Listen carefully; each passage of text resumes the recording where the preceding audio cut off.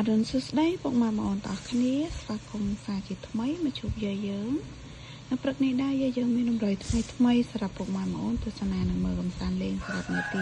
19ខែ5 2025តម្រុយរបស់យាយគឺមានប៉ុណ្ណឹងហើយយាយក៏មានសុបិនយាយជូនពុកម៉ែបងប្អូនស្ដាប់កំសាន្តដូចគ្នាតាមមុននឹងនិយាយសុបិនយាយសូមពឹងពុកម៉ែបងប្អូនដែលចូលរួមទស្សនាទាំងអស់គ្នានេះកុំភ្លេចចុចពាក្យ like ជា subscribe ឬកណ្ដឹងឲ្យ channel យាយម្នាក់មួយផងបងណាដើម្បីទទួលបានវីដេអូក្រោយៗក៏ដូចជាពុកម៉ែបងប្អូនចង់បានតម្រុយតាមម៉ោងកុំភ្លេចចុច link និយាយដាក់លើ comment ហ្នឹងទៅចាតម្រុយតាមម៉ោងមានអ្នកកត់ណាពុកម៉ែបងប្អូនចង់បានអ្នកកត់កុំភ្លេចណាចុច link និយាយដាក់លើ comment ហ្នឹងទៅចាតោះអញ្ចឹងពុកម៉ែបងប្អូនចូលមកស្ដាប់សុបិនយាយយកមិញនេះយាយសុបិនឃើញមនុស្សប្រុសចាយកកូនឆ្មាមកឲ្យយាយឡើងពេញផ្ទះចាកូនសុទ្ធតែកូនឆ្មាហ្នឹងហើយគាត់ឃើញមនុស្សប្រុសហ្នឹងស្រឡាញ់យាយ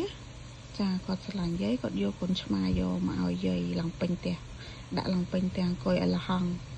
បើកភ្នែកឡើងភ្លឺចាស្លឹងទៅសុទ្ធតែកូនឆ្មាពណ៌ខ្មៅណាហ្នឹងហើយសុទ្ធតែកូនឆ្មាពណ៌ខ្មៅ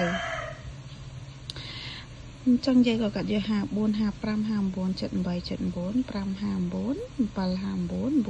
458អស់5និងអស់7ចា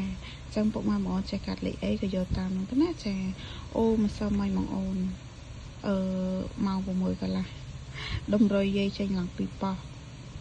043ណាចេញប៉ោះអាមានបងអូនណាត្រូវខ្លះអត់មកសល់មួយថ្ងៃចូល7 8 9ចាតម្រុយយាយគឺចេញណាបងអូនចឹងពុកម៉ែបងប្អូនជួយចុចពាក្យជា subscribe ម្នាក់មួយទៅណាចាអរគុណច្រើនសម្រាប់ការចូលរួមតាមដានទស្សនាចឹងវីដេអូយាយក៏មានតែប៉ុណ្្នឹងទេជួបគ្នានៅវីដេអូក្រោយបាយ